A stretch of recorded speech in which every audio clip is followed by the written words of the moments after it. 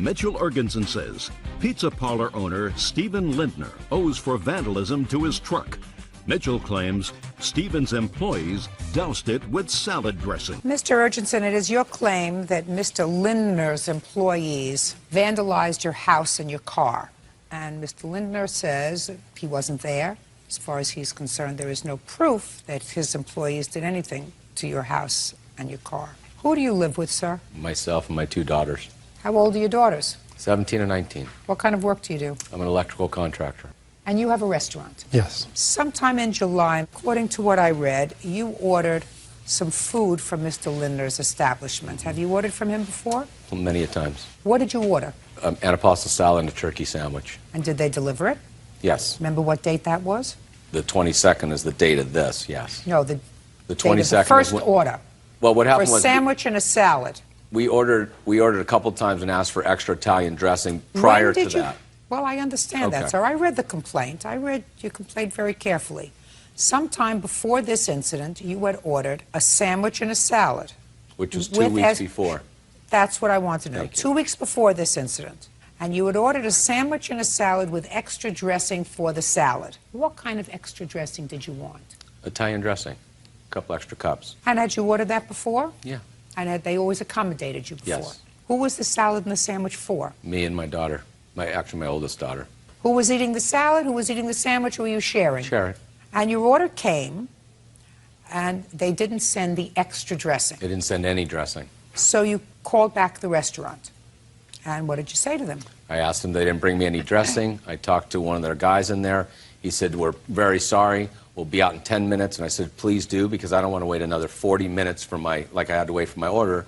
I want the salad dressing right away. No problem, sir. We'll be right out there. Waited about 40 minutes, almost an hour. Nobody showed up at my door. I called and I said, can I talk to the manager? And he says, I am the manager. I said, well, I've been waiting for my dressing now an hour. They didn't bring me any. Well, I didn't know. He said, I didn't know anything about it. We have no drivers anymore. They all went home. And I got angry with him. And I said, well, I want a credit on my food then. And he said he wasn't going to give me full credit. And I said, I would like full credit for $12. I couldn't eat anything. You couldn't eat the sandwich? Not by that time, because we normally put the salad dressing on the sandwich, too. That's why we order extra for the salad and the sandwich. The girls like it. They like the extra vinegar and stuff. So we got mad. The manager hung up on me. I tried to call back. Nobody answered. Nobody answered. So I let it go. And about 2 weeks later, I ordered the same meal. And when the driver got there, I said, we have a credit, and I shut the door. Very grown up of you. Yeah. You think that was right? Come see, come saw. What does come see, come saw? Well, I had a credit. Do you think, I mean, the guy agreed he was going to give me half the credit. No. Listen to me, sir. Okay.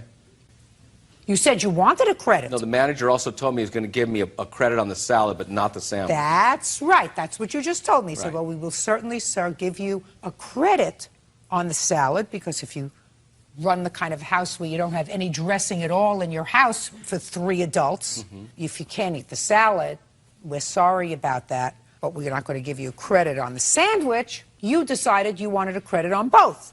So when you took your food and slammed the door in the driver's face, which is what you just told me that you did, that was the wrong thing to do. Okay. There were a lot of other things that you could have done, other than stiff the driver. Because Well, it wasn't the driver, it was the pizza No, place. it's the driver. Because they're giving them the food, and when they come back and he says, listen, we went to somebody's house and they wouldn't give us any money, either one of two things happen. Either they say, well, we're taking it out of your money, or they call you. Did they call you? No. So you don't know whether the driver got stiffed with your $12 meal. Anyway, Mr. Ergensen, it was very immature of you. And what I'm surprised about is, evidently you are a single father raising 2 children. It would seem to me that you would have enough to occupy your plate other than engaging yourself in these petty little situations that cause nothing but problems for people. Are you telling me that your girls are so perfect that you have nothing else to worry about? Or maybe they're not so perfect that you got plenty to worry about, that you were taking it out on some stranger. No, my girls are plenty perfect. They're very They're good plenty girls. perfect. Well, then there's something wrong with you. Okay. All right. Now, For a single father that runs a business for 20 years and raises 2 girls since they've been 2 and 4, I think I'm pretty good. well, then I want to tell you something. If your girls are perfect and you run a nice business and you don't have enough to do with your time, I'd start volunteering a little bit more, because this business is ridiculous, petty, Baloney. So now what you're complaining about is that the next day... No. 2 days later? No. That night? That night, I had 4 guys come to my house and try to strong-arm me for $12 at my door and threaten to ask me to come outside so we can take care of outside. Okay. And I shut the door in their face. So this little escapade of yours, then 4 people came back to your house and wanted the 12. Just a second. And said they wanted the $12. And again, you slammed the door in their face. No, I told them I have a credit. I said, "Where's the manager?" The guy, this one over here, says, "I am the manager." And I said, "You're the manager from the place? Well, great.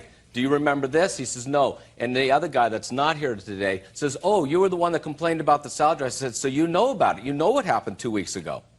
He said, "Yes." And I said, "Okay, then you have a credit with me. If you have a problem, tell the owner to call me. We'll deal with it in court. If you want to sue me for 12, sue me for 12.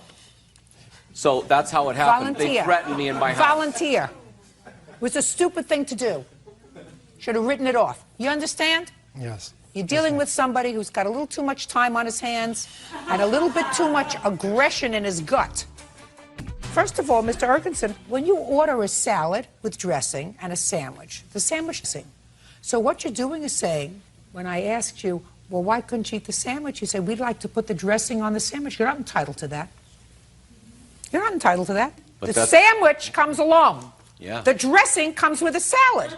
You want dressing for your sandwich, go to the store and buy a bottle of dressing so you have dressing for the sandwich. But it's not the same dressing. Their salad dressing has their own taste and their own life. It's like when you go into different restaurants. When you go into different restaurants, do you like different salad dressings that different restaurants serve you? Mr. Ergenson, listen to me very carefully, sir. Okay. Then you don't say, send me extra dressing for the sandwich that I'm not entitled to. You say, I'm prepared to pay you extra to send me extra dressing because I like dressing on my sandwich. If they said it cost extra, I would have been happy to pay for it. Did you? Just a second. Happy to pay for it. You were getting something for nothing. You wanted something for nothing. You're not entitled to that. No, I did not. Mr. Ergenson, you're a big baby. Okay. That doesn't mean you're a big baby. Thank you. That doesn't mean your people were entitled to vandalize his house. Now, Mr. Ergenson, I will take a look at the photographs of your house. And my car. And your car. And I have the cups that they used. I don't care about the cups All right, that they and I have a used. new cup, too. It shows in the pictures.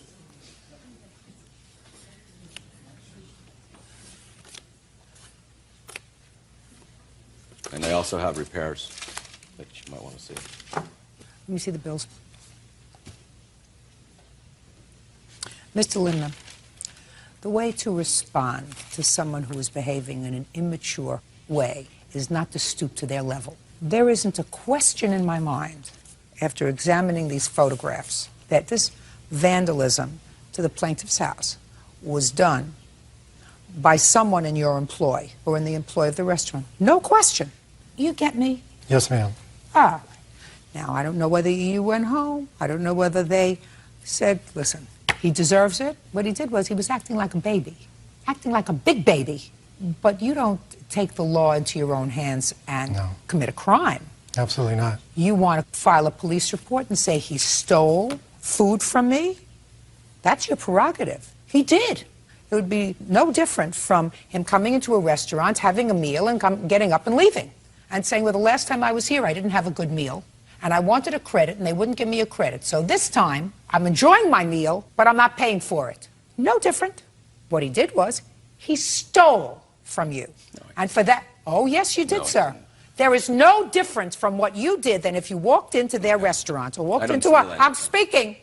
No difference than if you went into a restaurant, ate, didn't like the meal, they wouldn't give you a credit. And a week later, go back to the same restaurant, order the same meal, and get up and leave. And if the police came, they would have arrested you for theft of services, because that's what it is. They still had no right to vandalize your house. Do you understand? Yes. You don't resort to that sort of behavior because he acted like a jerk. And came to my house and threatened me in my house. No, ma'am. And my daughter will attest to all that, too. Listen, I don't want to get your daughter involved. It's bad enough she had to be involved. It's bad enough she had to be involved with it because of your stupidity. She was frightened the whole night from these guys doing this. No, listen to me. She was. Listen to me. She was up a whole night and frightened because her father acted like a jerk. Okay. That's why she was up all night, because her father acted like a big baby. Cost you $229.23. Is that right? And lost wages in my work. Well, that's too bad. Counted lost wages in fact like a jerk. They're not allowed to vandalize your property. Cost you $229. I hope it felt good. Do you understand? Yes, ma'am. $229.23 less 12. $217.23. Judgment for the plaintiff, that's all.